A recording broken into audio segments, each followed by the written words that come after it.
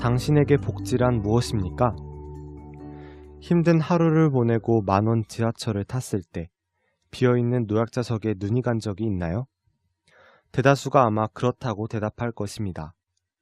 하지만 속마음이야 어쨌든 간에 신체 건강한 젊은이가 노약자석에 앉는 경우는 흔치 않습니다. 대중교통의 노약자석은 말 그대로 노약자를 배려하는 좌석으로 사회적인 합의가 이루어져 있기 때문이죠. 여기서 우리가 생각해 보아야 할 것은 노약자석에 대한 권리의 성격입니다. 권리의 개념은 right과 entitlement로 나눠서 생각할 수 있습니다. right의 권리는 남에게 간섭받지 않을 권리를 말합니다. 반면 entitlement의 권리는 다른 이들의 희생이 따르는 권리를 말합니다. 즉, 누군가의 권리를 행사하기 위해서는 또 다른 누군가의 경제적 희생이 있어야 한다는 것이죠. 대표적으로 right의 권리는 언론, 사상, 집회 등에 대한 자유가 있습니다. right의 권리는 권리를 누리는 데 있어 다른 이들의 희생이 따르지 않으므로 경제적 비용도 없습니다.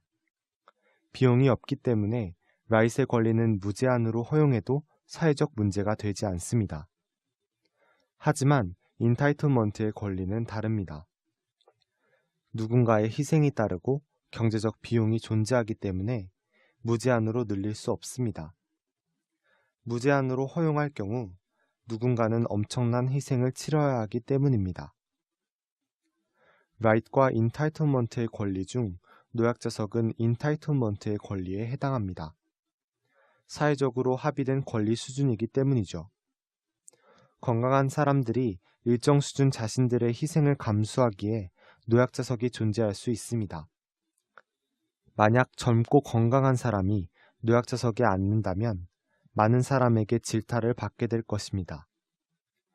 사회적으로 합의가 이루어진 entitlement의 권리를 침해했기 때문입니다.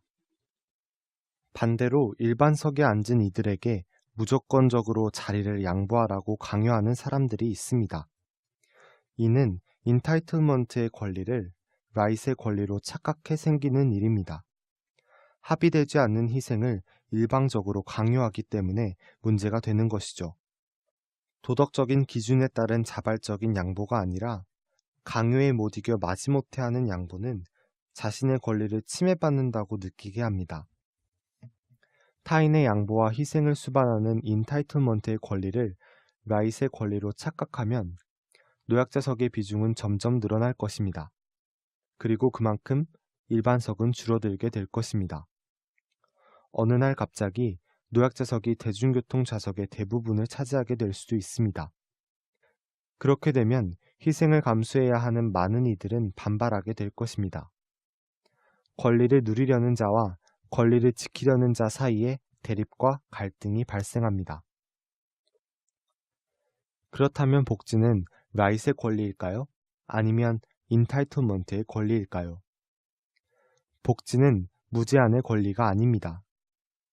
안타깝지만 세상 모두가 자신이 원하는 만큼의 삶의 질을 누릴 수는 없습니다.